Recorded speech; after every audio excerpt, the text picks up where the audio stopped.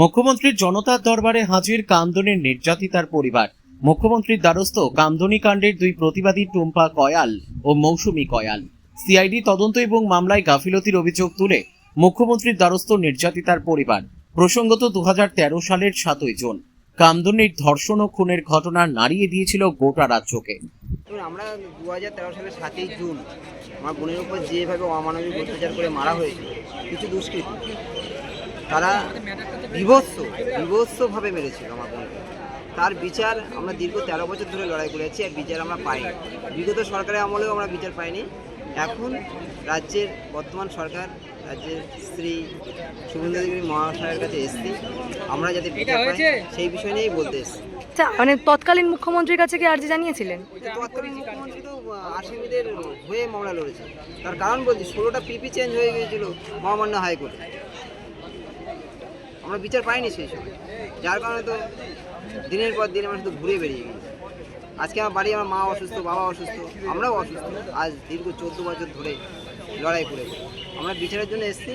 মাননীয় মুখ্যমন্ত্রী উনি আমাদের আশ্বাস দিয়েছেন যে বিচার যারা আগে বেকসুর খালাস হয়ে গেছে যে ছাড়া পেয়ে যাবে, সেটা ভাবে ভুল। বিচার আমরা পাবো, এইটুকু আশা আছে। দেখুন, 2013 সালে এই ঘটনাটা ঘটেছিল। আজ 13 বছর হয়ে গেছে, বিচার পাইনি। যার জন্য মাননীয় শুভেন্দু অধিকারী কাছে আবেদন জানাবো যে আমাদের বিচারটা পাই। হ্যাঁ, জানিয়েছিলাম, বললো 15 দিনে চার্জশিট, 1 মাসে সাজা ঘোষণা হয়ে যাবে। কি আর সাজা দিলেও দেবে। হাইকোর্টে আর লোয়ার কোর্টে বিচার হলো 3 দিনের ফাঁসি, 3 দিনের মৃত্যুদণ্ড। আর হাইকোর্টে যে সব ছেড়ে দিল, দুজন সুপ্রিম কোর্টে আছে, ও কি হবে? আমার মেয়েটাতে চলে গেল। মা বলে আসছি বলে আর তো বাড়ি এসে মা বলে ডাকতে যাবি না। আমার মা ভালো ছিল, রাত্রিবেলা ঘুমানো মেয়ে চিন্তা করে। দেখুন, আমার তো বা আমার কামদুনিবাসীর একটাই উদ্দেশ্য ছিল, আমাদের ঘরের যে বোনটিকে নৃশংসভাবে হত্যা করেছিল, তাকে ধর্ষণ করে তাকে খুন করেছিল, তার বিচারের জন্য আমাদের পুরো গ্রামবাসী আমরা রাস্তায় নেমেছিলাম। বিগত সরকার ছিলেন মমতা বন্দ্যোপাধ্যায়, তিনি সেই ঘটনাকে ছোট ঘটনা বলে চালিয়েছিলেন। তবুও আমরা সেই সরকারের উপরে বিশ্বাস রেখে, সরকারের উপরে আস্থা রেখে, আইনের উপরে আস্থা রেখে এই 13টা বছর আমরা বিচারের জন্য প্রত্যেকটা জায়গায় দ্বারস্থ হয়েছি, কিন্তু আমরা বিচার পাইনি। আপনারা দেখেছিলেন ফাস্ট ট্র্যাক কোর্টে দোষীদের আমৃত্যু কারাবাস এবং ফাঁসির অর্ডার হয়েছিল। সেখানে হাইকোর্টে এসে দোষীদের বেকসুর খালাস করে দেওয়া হয়। তো সেই সময় আমরা বিচার পাইনি। এবং তখন বিরোধী দলনেতা ছিলেন শুভেন্দু অধিকারী মহাশয়।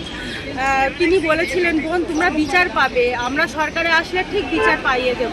তো আজ তার জন্য আমরা জনতার দরবারে এসেছি, যাতে কামদুনির ফাইল পুনরায় খোলা হয় এবং কামদুনিবাসী আমরা যেন আবার বিচার পাই এবং আমাদের বোনের আত্মা যেন শান্তি পায়। দেখুন, আমাদের মাননীয় মুখ্যমন্ত্রীর কাছে অনেক আবেদন আমাদের আছে, যেগুলো আমরা আজকে জানাতে এসেছি। এর আগেও এসেছিলাম আমাদের মাননীয় রাজ্য সভাপতি শ্রমিক ভট্টাচার্য মহাশয়ের সঙ্গে দেখা করতে, এবং আমাদের কামদুনির বিষয়টা ওনাকে আমরা ডিটেলসে বলেছিলাম এবং উনি আশ্বাস দিয়েছিলেন কামদুনির ফাইল আবার পুনরায় রিওপেন হবে।